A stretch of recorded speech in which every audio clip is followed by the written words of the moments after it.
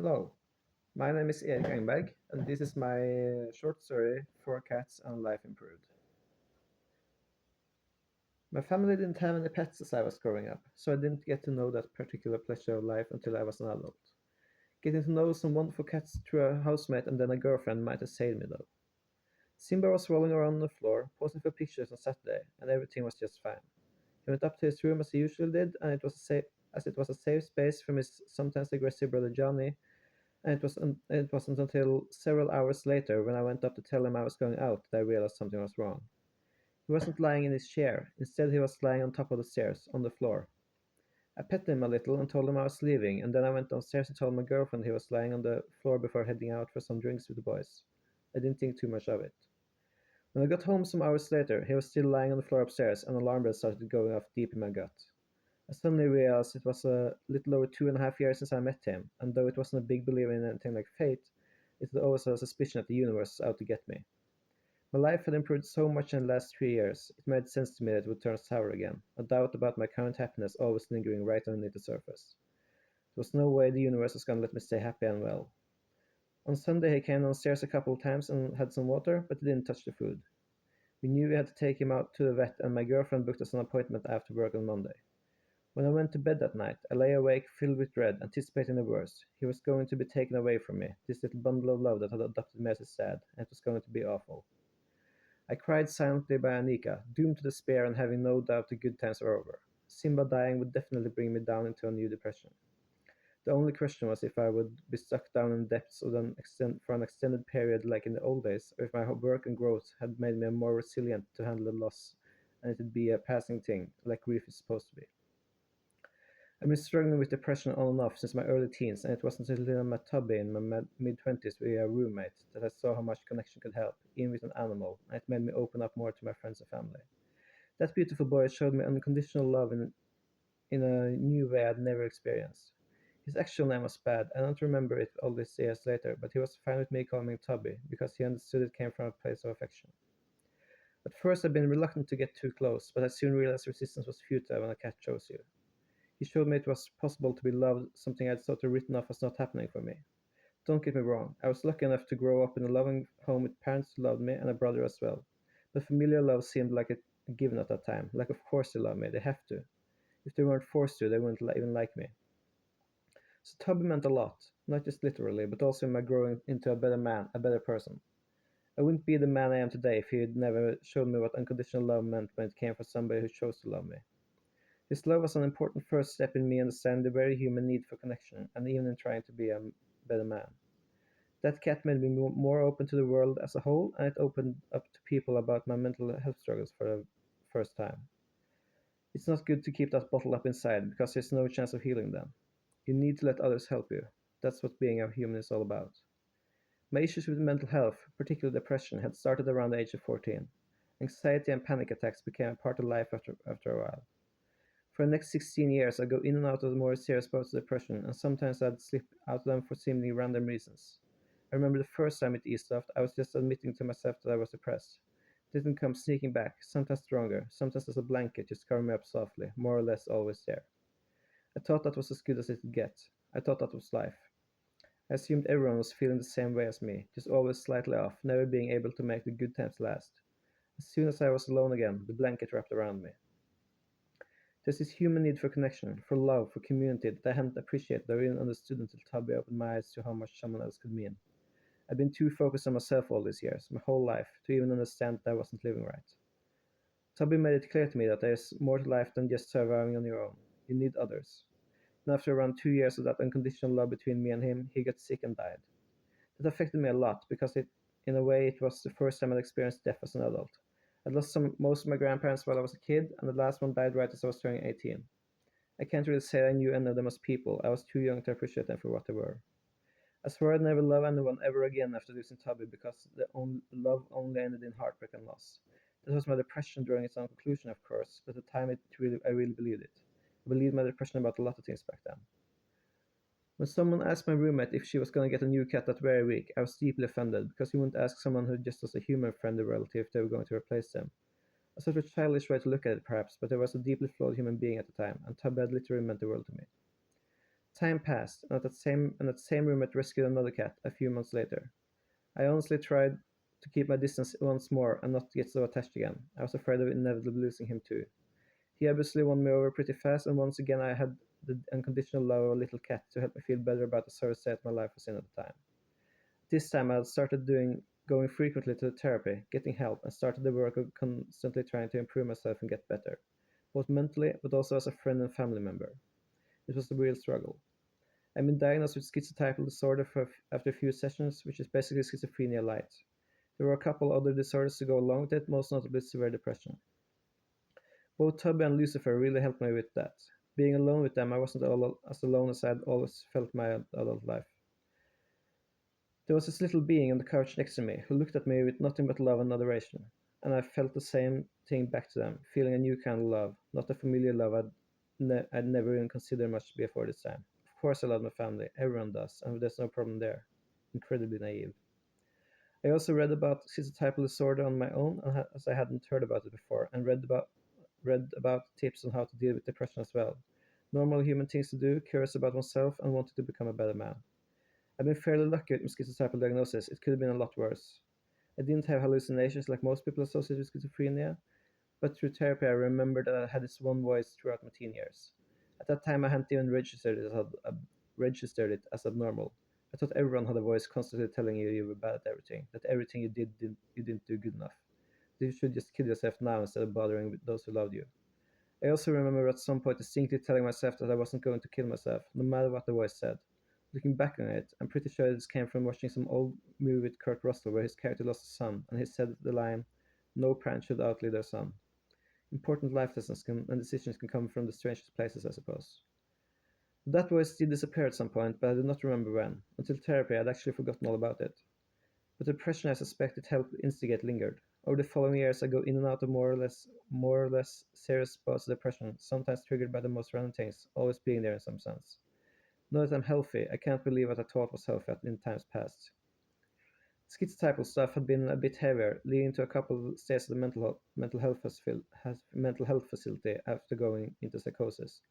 Psychosis sounds scary, and it is, but for me it meant being sort of passenger in my own body for a while, not really being in charge. My very thoughts would be different, a little off. The first time it happened, I watched myself go into the kitchen and get a knife, and hurt myself for the first time. I continued to do this, even after exiting psychosis. It helped in its own way, it does have a therapeutic effect, even if it should absolutely be discouraged. Later, I would enter and exit psychosis a bit more regularly, and I wouldn't really notice it until a few days in. I'd recognize a pattern of me acting strangely, unusually, not quite like myself. One time, after watching a particular bad big movie in theaters a second time, I really hating it both times, not really understanding why I went a second time. I told my friends I'd walk home instead of catching a ride in the rain. The day after, I went for a walk with no destination, also in the rain. I never do these things, but as I was walking, I realized I was in a new psychosis, because the only other time in my adult life where I'd gone walking with no purpose, in rain, had been during previous bouts of psychosis, and I realized I needed help again. Another trip to a mental health facility, and once again it helped. I was still dealing with the normal blanket of depression covering me at all times, during these bouts of oddness as well, never leaving me alone for any significant amount of time. But I learned to recognize the big tells and signs about when it was getting more serious and when I needed to talk to somebody about how I was developing. But I also learned ways to better help myself through therapy, but mostly through years of experience. My brain was bad, but I learned to better deal with it, even when it felt like it wanted the worst outcome for me. Thanks to my bad brain, I've forgotten about a lot of things. It's pretty common for mental health patients to have bad memory, and it's because the brain always tries to forget trauma, to save itself. And what is depression if not a trauma? There are worse things, of course, but in a real way, depression can be a months and even years long ongoing trauma. One thing I learned much later that made me feel a little better about how self-centered I'd been during my teens and early 20s is that it's also rather normal for mentally ill people to be a bit self-absorbed. The reason being that, when you're depressed, in the most severe cases, your brain is trying to kill you, while another part is spending all its energy on keeping you alive. Not all mentally ill people are self-absorbed, of course, but and it's perfectly normal if they are, because we're literally fighting to survive all the time. Having the energy to deal with the people around you is hard to find at times, even for healthy people. This made sense to me when I first read about it, at least, and I found some comfort in it, and it also helped me realize that I needed to care more about the people around me, and I worked on being a better son, a better brother, and a better friend. I had to work on improving my empathy, on ongoing exercise. Eventually all this work helped, and suddenly it went quiet in my mind. The noise went away. Things were finally, for the first time, actually good. 6 months later, I met a girl at a party, and after a month or so of texting, we started meeting, dating, and I quickly moved in with Anika, Simba, and Johnny. At first, both cats kept a sort of weird distance toward me, with Simba being outright hostile at times, both sneering and scratching me. After a few weeks and a big blowout where he made me bleed from 4 different scratches in one impressive move, he came around though.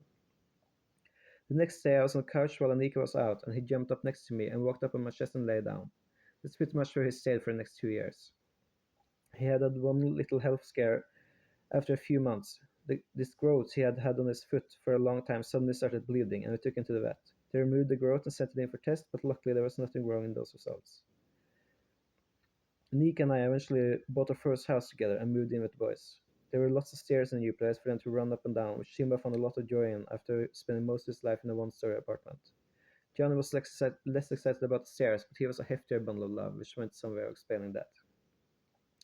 I kept in touch with my old roommates early on, and went to visit, but Lucifer, the second cat that roommate rescued, kept his distance from me. I couldn't figure it out. He'd always come up to me when I entered the apartment. He'd snuggle up against my leg and demand scratches. He'd always lie down on the couch, either next to me or on top of me. Now he was suddenly keeping his distance, not following me around the apartment, laying down on the other side of the couch to where I was sitting. Sorry. I soon realized that by moving out, I'd abandoned him and broken his little heart. This was hard for me, and I stopped twisting, figuring that would be the best for both of us. I'd known him for about 2.5 years by this time. Which brings me back to a sleepless Sunday night and the despair I was feeling, silently crying, thinking only the bad thoughts. I've been lucky enough to feel the love of 2 great cats, and both of them disappeared from my life within 3 years. Of course, the third one to pick me was going to die now too. If the universe really was out to get me, it would take away Simba and make me depressed again, and all the good work I'd done both in therapy and on myself would be for naught. I'd lose everything. Unusually for me, though, a ray of optimism came through, and suddenly I was sure it was just going to be a bad tooth, and even if it was more than that, we'd only be running tests tomorrow, and we'd come home to us no matter what. With renewed and unfamiliar optimism, I was finally able to fall asleep.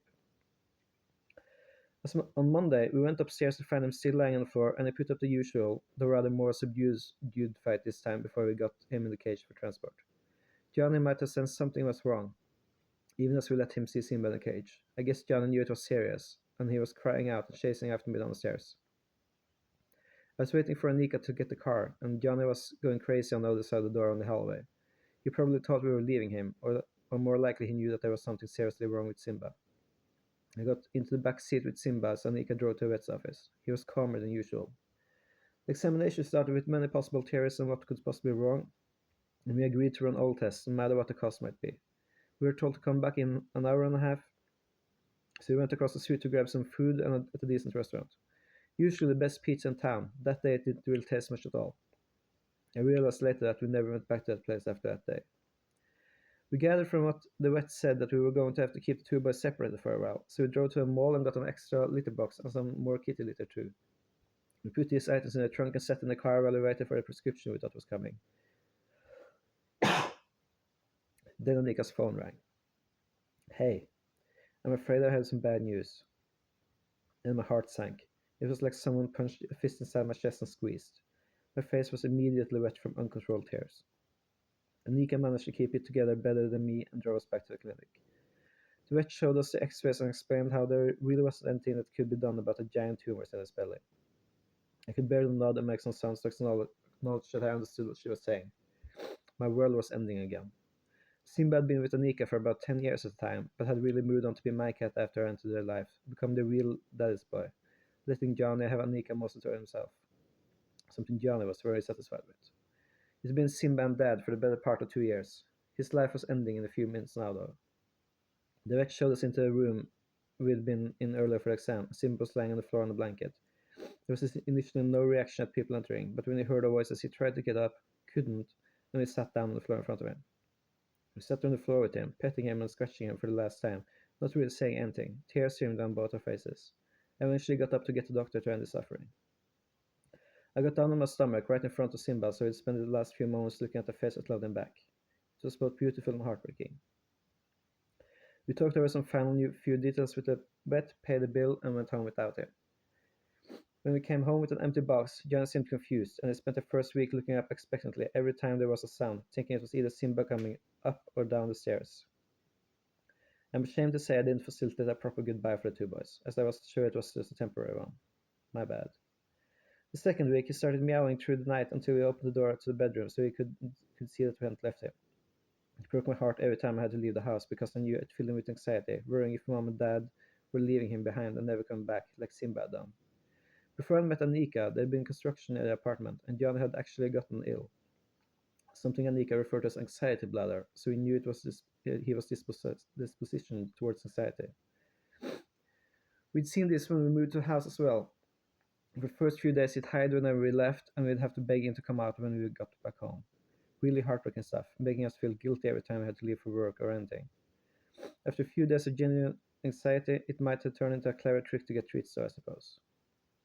Luckily, he got comfortable after a couple of weeks, and he'd continue to hide if there were loud noises nearby, or even if we stayed too long. This meant we spent the best part of the next month debating whether or not we should cancel our vacation and stay home with him. He did seem to be feeling better, and when my brother agreed to stay in our house and be with him while we were gone, we decided to take our trip. It would have been a huge financial hit not to go, as we'd opted against paying extra for the cancellation insurance they always try to tinker with. I'd never flown much, but I went on a couple of flights as a kid without issue. Then when I flew again in my early 20s, after mental stuff had started, I was extremely scared during the whole trip, and this led to me declining every invitation for a trip involving planes, whether with family or with friends for the next few years. I just felt safer staying on the ground. However, for Christmas in a few years before meeting Anika, my parents had gotten me and my brother tickets to a football match in England. The whole family was going, all expenses covered by my parents. I really couldn't say no despite my reservations toward air travel. To my great surprise, I felt no fear during takeoff in the air or landing. It seemed my fear of flying had been greatly exaggerated in my mind. I didn't go on any more travels until after that anyway, as I was still reluctant to fly and I had a rather naive belief that everything I ever needed was right where I lived. I completely rejected the notion that you grow by experiencing different cultures and countries while visiting them.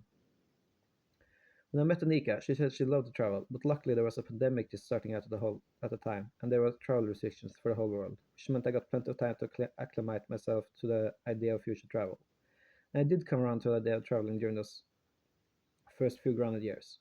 We'd gone to Oslo a few times for a festival and another concert, and then a few months before Simba died, we'd gone to Spain with Anika's mother, by far the longest distance away from home I'd ever gone. It was great. Airports are a bit of a drag, but they also have some charm, and the plane was a great place to read, I found, and there is indeed truth to the common knowledge that travel and experience are good for you. Live and learn. The trip we were going to take now involved flying to Stockholm before taking a boat out to Tallinn. Anika had watched the Estonia documentary the year before and was initially not very excited about going on a huge ship, let alone one going a familiar route as that famous disaster. In the end, I talked her into it. We had to take the 5:35 a.m. train to get to the airport 2 hours before takeoff, leaving just 1 hour and 3 quarters to kill after going through the security check. Such a great and efficient way to travel. As we sat at the gate waiting with some expensive snacks and drinks, I looked over at the three books I'd picked for the airport bookstore. I'm a sucker for true deals. I chose the one that seemed most immediately interesting and started reading. I had barely finished the first chapter when we were told to get on the plane. However, we were quickly in our seats and I could keep reading almost uninterrupted. I was in the middle seat with Anika in the window seat, her eyes closed as usual on the plane, possibly sleeping, possibly listening to music. Outside there were scattered clouds and some mountains could be seen in the distance. I took a sip of my soda and started to worry. What would happen to Johnny if we went down? Sure, someone would take care of him, no doubt, but he'd be so hurt by us just leaving him. He wouldn't understand why we never came back. Suddenly, I was so sad at the thought of something happening to us on this trip and leaving Johnny behind. The vet had asked if we wanted to bring Johnny down to see Simba dead, because apparently cats, animals in general, understand death if they see it, but when an animal friend or a human pet disappears without them seeing the body, they think they've been left behind. I started to think back on Lucifer and how I had actually left him, without even noticing and seemingly for him, without a care. I did care though, and every time a phone or an app brought back pictures of him to remind me of things past, a kind of nasty feature we seemingly can't get away from, I did get sad and upset.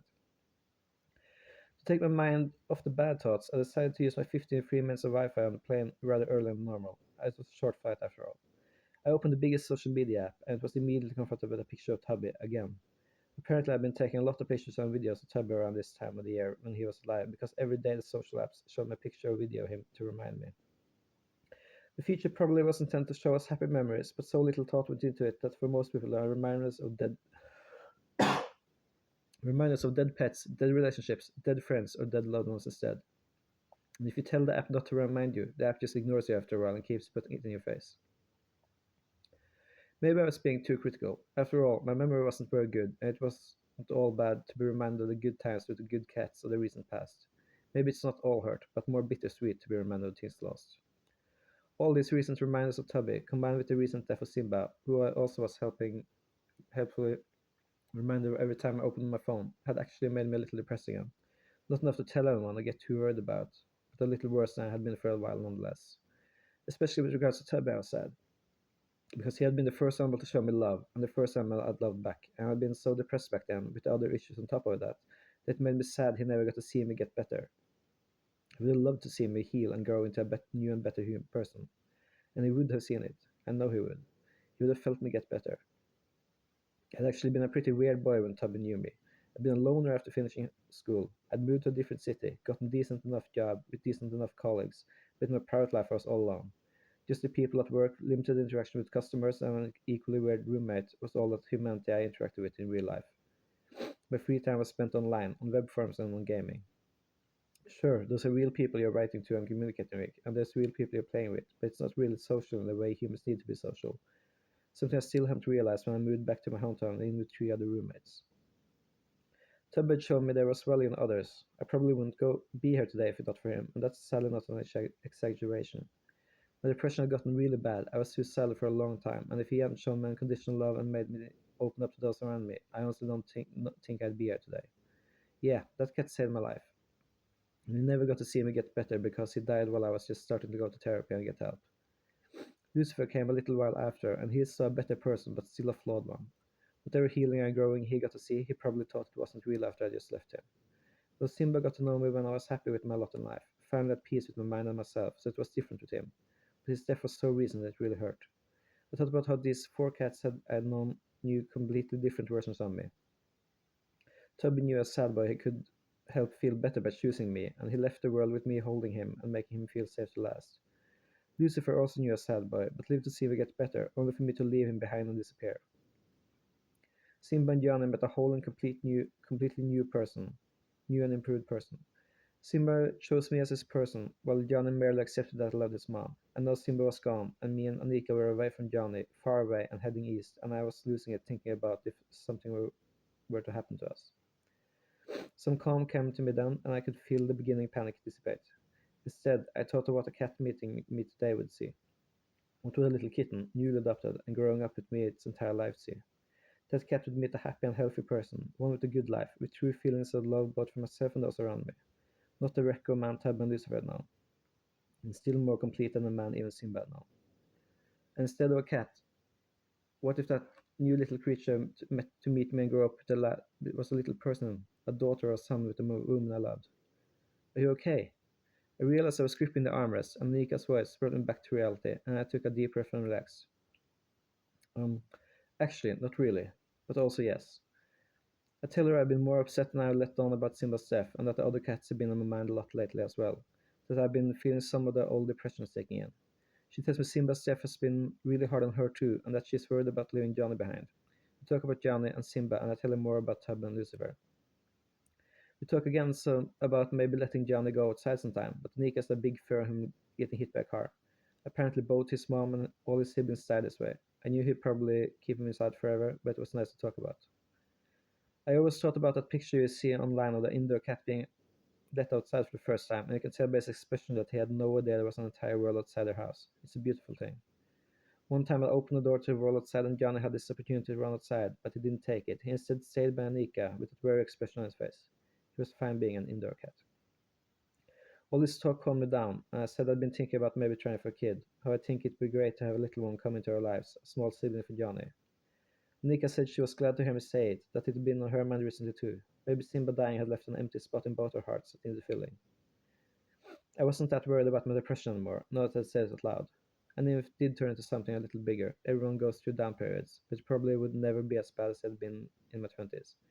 Besides, I had completely different people around me now, a more robust network, more tools for myself on how to handle it.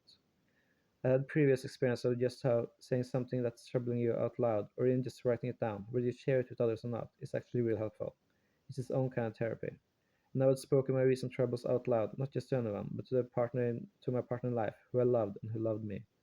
I realized I had a completely new and fulfilling life, and things were good. I was going to be alright, and Johnny would be too. The end.